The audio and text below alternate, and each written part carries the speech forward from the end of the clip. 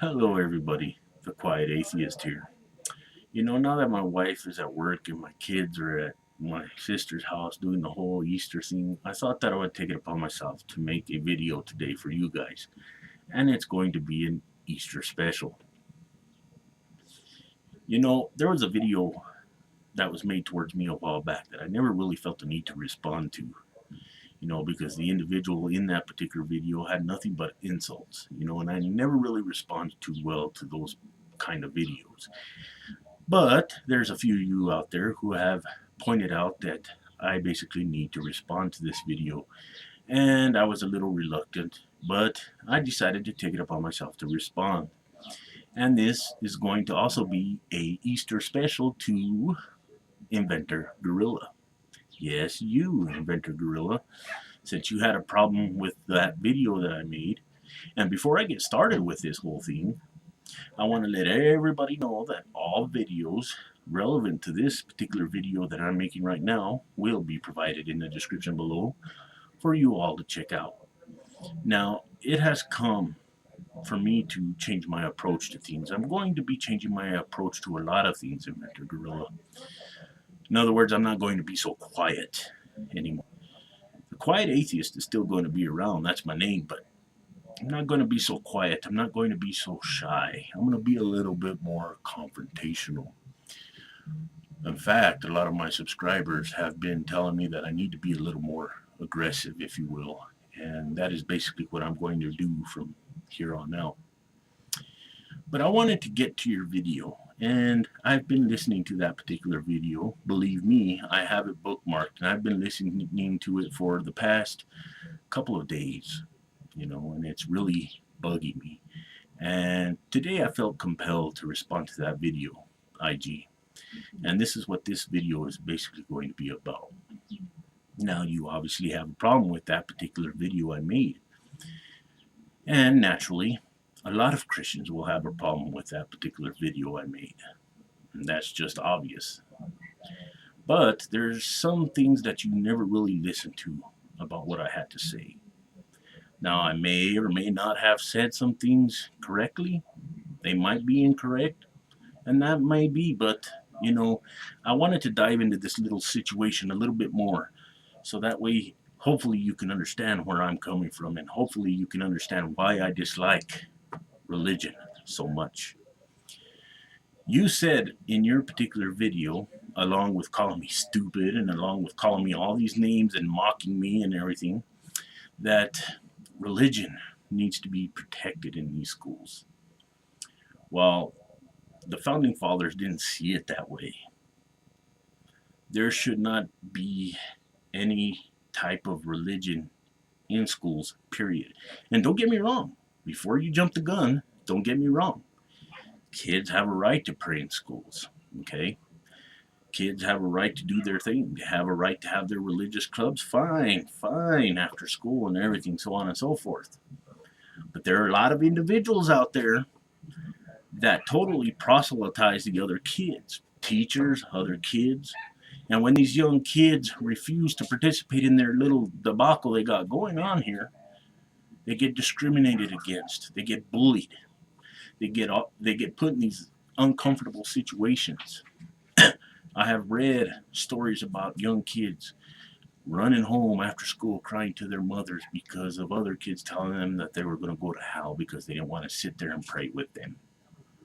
Now, do you see how ridiculous that is? Do you see how stupid that is, Inventor Gorilla? That's something that I really dislike a lot. And sure, you said that these new laws are being put in place for religion to be protected in the schools. Well, what about Islam? What about Buddhism? What would these school districts say if an Islam individual, or a Muslim for that matter, decided to take it upon themselves to bring their rug with them, to bring the Quran with them? And while all of these other individuals were sitting there praying to your God, how would they react if they seen these Muslim people laying down their rugs and doing their praying? How would they react if they had these banners up on the walls about Muhammad? How would they act if they had verses from the Quran up on the wall, like they do the Bible and the Ten Commandments in front of courthouse steps? What would these Christians do? But see, you say that it is to protect religion. It's not to protect religion. It's to protect your religion, not theirs at all. Plain and simple. That isn't going to happen, you see. Because if Muslims and if Buddhists and if all of these other religions like paganism, Wicca, any of these other religions decide to bring their materials into the public school setting, oh, no, no, no, no, no, no, no. All of these religions are going to be kicked out of the school. Plain and simple. And all of these people are just going to be treated like outcasts. Why? Because they come up with a different conclusion than your religion does. You see, that is what I dislike. This country was not founded on Christianity, but yet there are people out there with the same religious position as you do that only want their religion in the big picture. They don't want anybody else from any other religion. They don't want atheists. They don't want anything else in the big picture but their own religion. That's it. For example, how Christians treat atheists, for that matter. I'm pretty sure that you're familiar with the whole Jessica Alquist issue, where she saw that was obviously unconstitutional to have that prayer banner in her school. So she went to the courts to have it taken down, and she won her case, and rightfully so. It was unconstitutional. But you know what Christians like you did? And I'm not saying you did anything. I'm saying Christians like you. It got so bad that she literally had to have a police escort from home to school, from school to home. Death threats in the emails, mail, everything. She literally had to have bodyguards the entire city. And I'm pretty sure that a lot of Christians out there would do the same exact thing to a Muslim, to a Buddhist, hell, maybe even to a Mormon. And that's something that I wanted to point out to you. See, that one thing that you said about religion being protected, no. That's where you got it wrong. They only want Christianity being protected. And they have this huge confirmation bias to boot. They don't want anything else involved. These big fat cat Republicans in office right now are pushing for these things, are pushing for religious agendas to be put in the public school systems. Why? Why does it have to be that way? You know, I was talking to my wife the other night, which, by the way, she's a full-blown Catholic. I was telling her that I bet the founding fathers are literally rolling around in their graves right now because of the way this country is going. And she said, why? And she literally got pissed off right after I said what I said. Because I told her, this nation was not founded on Christianity. You know, the founding fathers escaped the tyranny of Christianity in Europe, and they made this nation a secular nation. The government is not allowed to favor one religion over another. Yet, you see this time and time and time again with Christianity. Freedom from religion and freedom of religion. Freedom of religion is what I want to get to you. That's not the case.